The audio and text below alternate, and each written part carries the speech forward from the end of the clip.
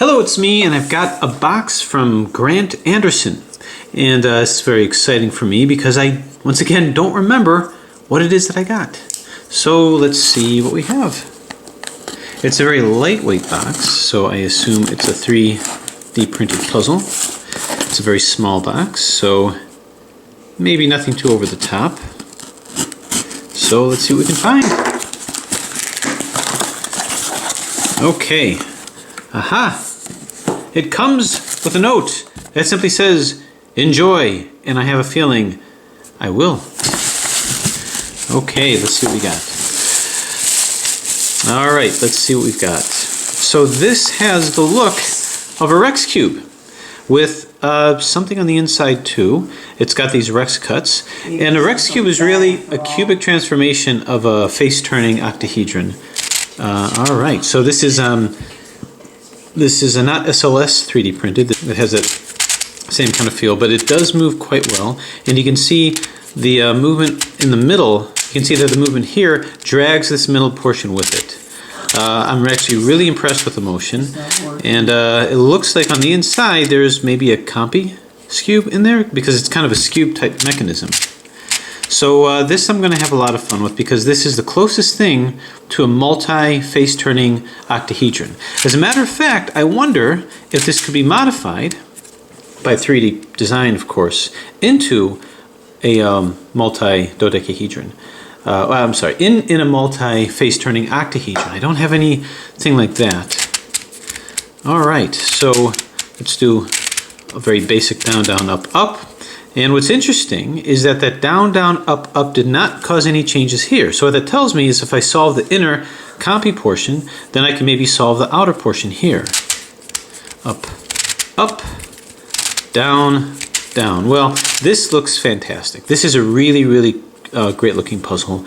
A nice little addition. And this goes into my, it's not really a hybrid puzzle per se, it's more of a puzzle inside a puzzle, but it's a way of multiply reducing puzzles. So anyway, there it is. This is the, I guess, multi-Rex cube. Pretty cool, huh?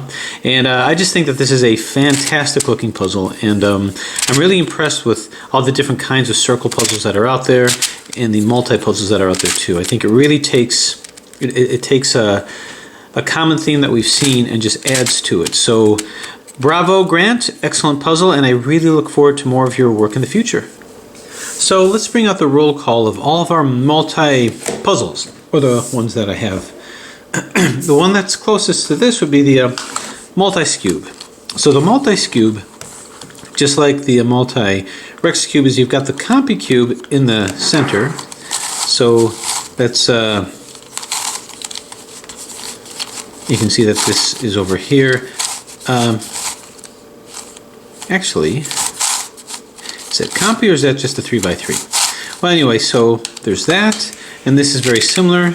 Turn, this turns down, down, and up. So I would imagine that the solve for the center is pretty much the same. So there's that. Then, of course, we have our dodecahedral versions. This is the multi-dodecahedron, where you actually have a megaminx in the center and a master pentultimate on the outside. So this is a neat little puzzle. And basically, it's the same kind of concept as you solve the megaminx in the middle and you solve the master pentultimate outside. It's a fully formed master pentultimate. Then there's a newer one that I have, which is this guy over here. And this is another multi-petaminx, but you have a pyraminx crystal in the middle. So as you move this whole hunk of pyraminx crystal goes with it. So you do a pyraminx crystal solve, and then you do the master pentultimate solve. I don't think I've done a tutorial on this. I've done one on this one, but not on this one yet. So if you want to see that, let me know. And of course this one as well, I haven't done. Now I'll tell you that it's really the same kind of thing. You solve the megaminx and then you solve the master pentultimate. Here, just solve the pyraminx crystal. The only difference is when you're getting the centers of this, all you had to do is go down,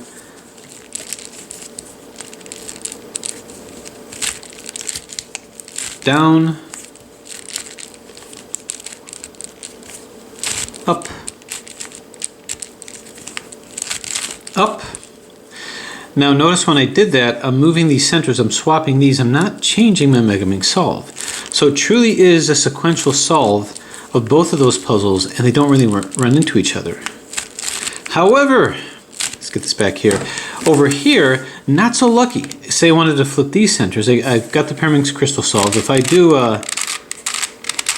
down, slightly stiff puzzle, down, up, up, I'll swap these two, but notice I'm also affecting the Pyraminx crystal on the inside. So I can't just solve the Pyraminx crystal and put the centers in without affecting these guys. So we have to come out with a mechanism by which we handle that. And there is a way to handle that by 3 cycling these. So if you want to know how to do that, well, let me know, because otherwise I just say do the same way, solve the Pyraminx crystal, solve the outer master pentultimate, and you're good. But we have to find a way to get the centers in without messing up what we just did over here. But in any case, so I find these to have a very similar appeal to me as the circle puzzles, although they don't remain stationary, but still it's a perfect hybrid of 2 puzzle solving experiences in one. So I really like the look of this, like the shape of this. I'm wondering if an SLS print of this might make it a little less kind of clunky as it turns, but really it seems pretty stable. So there you have it. Good job. I'll have a lot of fun scrambling this and solving this, and it looks great. Thanks for watching.